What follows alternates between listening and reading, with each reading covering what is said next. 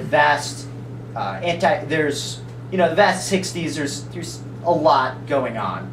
So of course there are people who are more authoritarian socialists, but there are also people who are just kind of counterculture.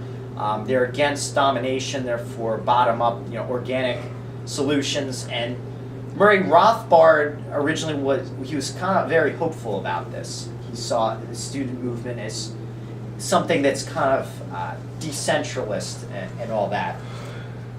Karl Hess, who was originally a Goldwater speechwriter, saw in anarchism really what he thought was what he was for all along, which is people coming together on a consensual basis to meet each other's needs and going for ultimate freedom while doing that. And he wrote this book, which I believe might be downstairs, The Left-Right Spectrum. We have that down at the Alliance of Libertarian Left table. And basically he argues that left is going towards decentralism and greater equality of power, whereas when you go right, you're talking about more concentrations of power, whether that be in private or government hands. So the most radical left would be anarchy, because that's who doesn't want government power, they don't want corporate power over them, and they don't want some collective lording it over them. Any decisions have to take individual liberty into account.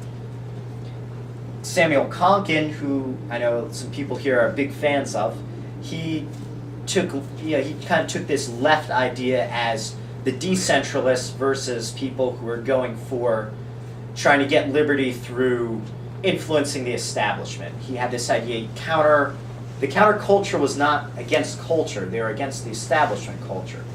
He came up with counter-economics, which would be counter to the establishment, the economy of resistance, if you will. So that's going on, and so that's a little bit of the historical background of the relationship with the left and libertarianism. I'm going to start now with some current reasons why I think it's important to take a leftward look towards liberty.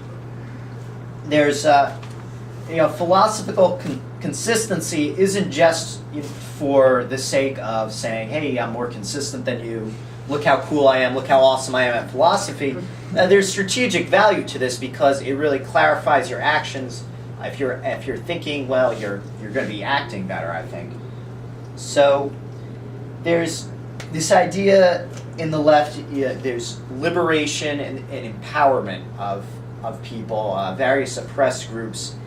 And when this is not taken through some mediator or facilitator who's a professional politician, I think that's where you get the actual bottom-up solutions, and that's where libertarianism really intersects, because it's about individual action. It's not about you have to go to the legislature or the union boss and they'll tell you how you're going to be empowered. No, it's you acting as a free individual with other free individuals, and together you're able to work things better than you would be able to without joining forces.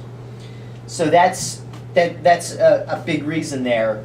And I think it's important to caveat here, some potential allies, like in the anarchist movement, might consider themselves post-left. That's kind of the idea that the left is kind of dead because it's all statist and authoritarian and doesn't really go anywhere, sort of post-left. But all these people, I think, it generally would be considered radical left by most political writers, which isn't to say that maybe post-left isn't a better label, but I think left is really where we're at right now. So there are some things that we can get from the left would be mutual aid organizations, things like food not bombs, or something that's not as formal as that. Food not bombs, basically sharing food with people in public spaces. And the government doesn't like that because they don't control it. They try to shut them down with health regulations. So basically people who are sharing food in the park are getting harassed by government cops. And just the whole arrangement of mutual aid, that you assist each other for mutual benefit, is, I think, something that can really, it's an idea that can really work out, and it creates this idea of counterpower that is, it's power that's counter to the state.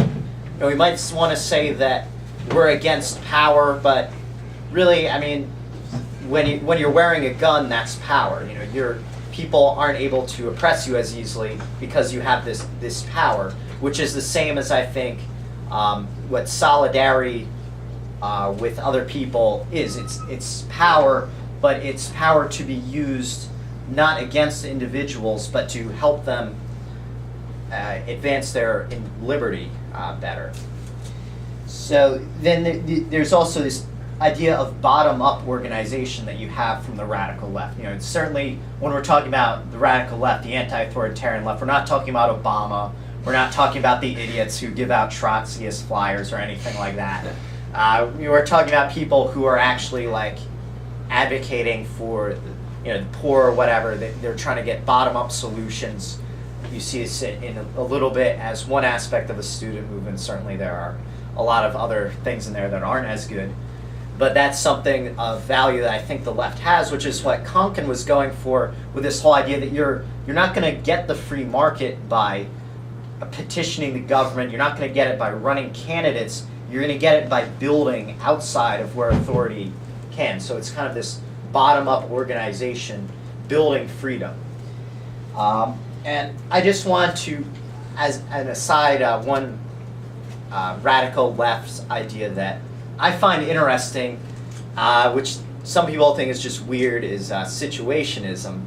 And basically, the word situationism is like you create revolutionary situations, something that you participate in instead of spectating as a spectacle. A situation is where you're participating in it.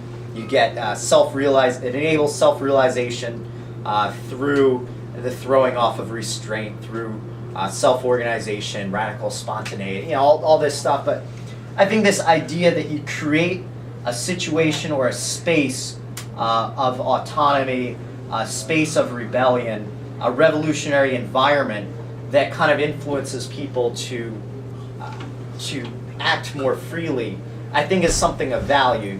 It's kind of like a temporary autonomous zone, if you want to go that way. You create this area which, kind of like the Agora here at the Alt Expo, is in some way, shape, or form that, because you're creating an environment where people are free to exchange. We don't have tax collectors in here. We don't have cops. It's a free environment, and we take that to heart, and we act, and we improve upon it, and we end up getting to more freedom by creating this environment. So I think that's just kind of been an influence on my thinking. So I think that's another thing of value. Just to give an example, that there's stuff of value in the anti-authoritarian left.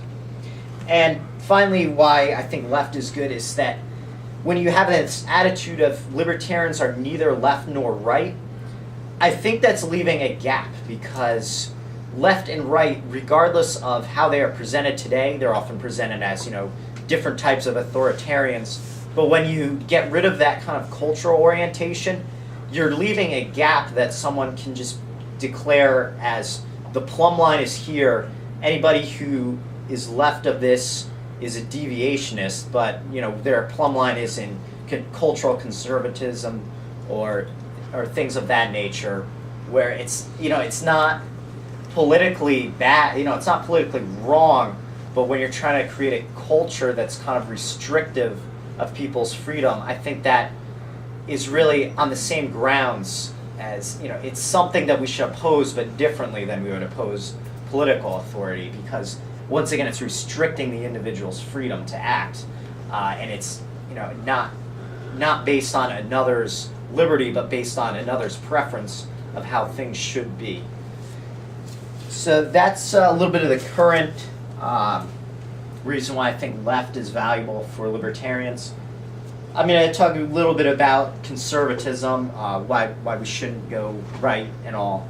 And once again, this isn't to say that we should shun anybody who considers himself right, that anything that's conservative or